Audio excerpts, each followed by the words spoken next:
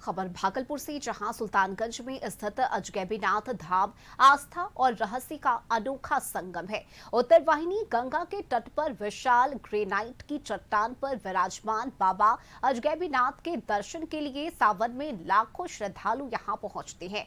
मान्यता है कि देवघर में बाबा बैद्यनाथ को जल अर्पित करने से पहले बाबा अजगैबीनाथ पर जल चढ़ाने से मनोकामना पूरी होती है और यहाँ के महंतों को लेकर कहा जाता है कि अजगैबीनाथ मठ के महंत देवघर नहीं जाते। मान्यता है कि जो भी महंत देवघर जाने का प्रयास करते हैं उनकी आंखों की रोशनी प्रभावित होने लगती है।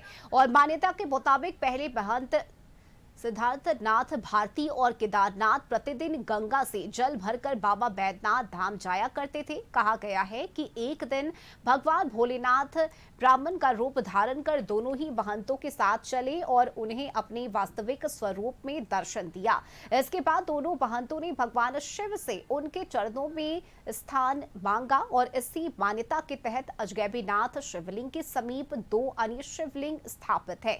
वहीं अजगैबीनाथ धाम की पूजा परंपरा भी खास है। सुबह की पूजा बाबा बैद्यनाथ के नाम से होती है और सरकारी पूजा के बाद बाबा अजगैबीनाथ की पूजा अर्चना की जाती है। महंतों का दावा है कि सिद्धार्थनाथ भारती और केदारनाथ के बाद किसी भी महंत ने देवघर जाने का प्रयास नहीं किया। महंत प्रेमानंद गिरी के अनुसार उन्होंने एक बार देवघर जाने की कोशिश की थी, जिसके बाद उनकी आंखों की रोशनी कम हो गई।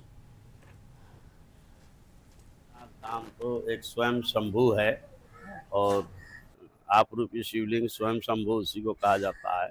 दूसरा, यहाँ हमारे संत माधव सिद्धनाथ भारती लोग गंगा का बीच में एक टीला है, पहाड़ी है ये, और उस पर संत लोग नाव के द्वारा आके यहाँ तपस्या भजन करते थे, बाबा को सेवा करते थे।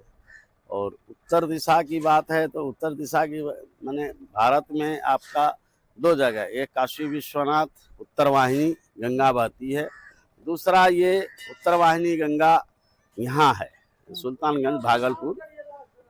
अजगैबीनाथ धाम जो है इसका नाम प्रयास में हम लोग सभी लोग लगे हुए हैं। और फिलहाल यहाँ वक्त हो चला है एक छोटे से ब्रेक का, जल्द वापस आएंगे।